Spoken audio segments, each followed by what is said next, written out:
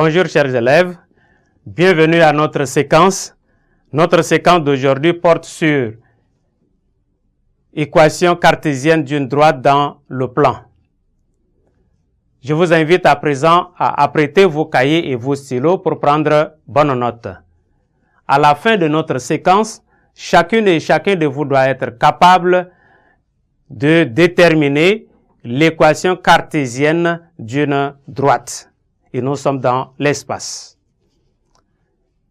Chers élèves, prenons en propriété la toute première propriété.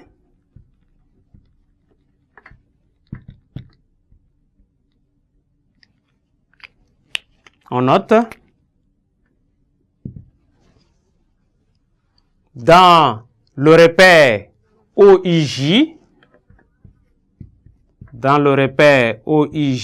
le repère du plan, toute droite admet une équation cartésienne de la forme AX plus BY plus C égale à 0, où A et B sont des nombres réels dont l'un au moins n'est pas nul, et C un nombre réel quelconque donné. Réciproquement, toute équation de la forme AX plus BY plus C égale à 0 est l'équation de la droite.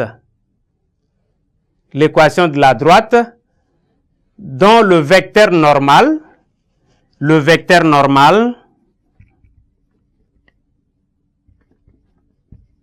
est n des coordonnées AB. Le vecteur normal, n des coordonnées AB. Exemple. En exemple, vous notez, nous avions une droite D, soit la droite D d'équation 3x moins y, 3x moins y plus 1 égale à 0 est l'équation d'une droite D. Donc, le vecteur normal, si nous parlons de vecteur normal, le vecteur normal de notre droite D est 3 moins 1. On se propose de déterminer une équation cartésienne de la droite delta, passant par A, la droite delta, passant par A,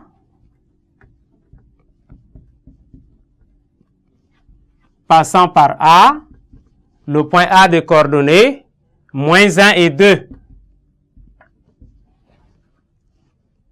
Et perpendiculaire, cette droite delta est perpendiculaire à notre droite D donnée.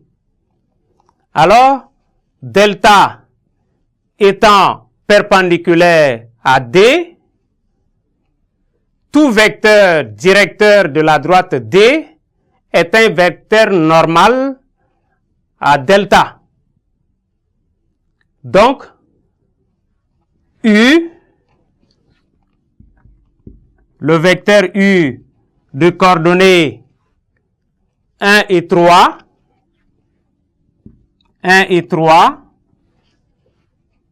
est un vecteur normal à delta.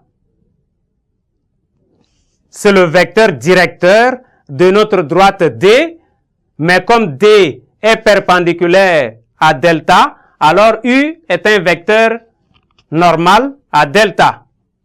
Et donc, pour déterminer l'équation de la droite D, de la droite delta, je m'excuse, on va prendre un point M, soit un point M de coordonnées X, Y appartenant à delta. Et donc, ça veut dire le vecteur U qui est le vecteur normal à notre droite delta, qui sera perpendiculaire à AM. Ça sera perpendiculaire à la droite plutôt au vecteur AM, puisque A appartenant à delta, M nous prenons aussi appartenant à delta, et donc le vecteur AM sera perpendiculaire au vecteur U. Et donc, ce qui veut dire que AM scalaire U est égal à 0.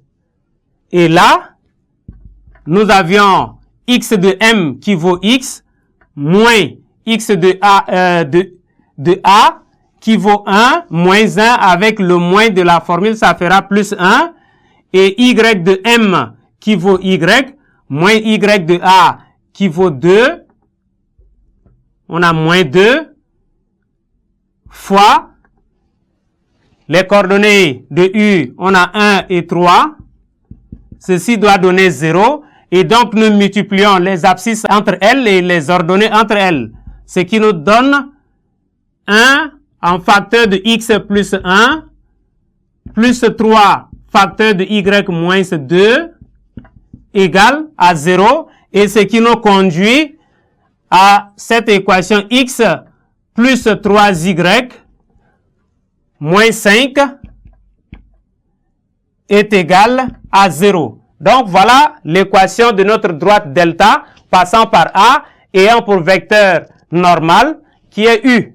On note delta, la droite delta d'équation x plus 3y moins 5 égale à 0. Donc voilà, nous avions l'équation de notre droite delta. Et en remarque,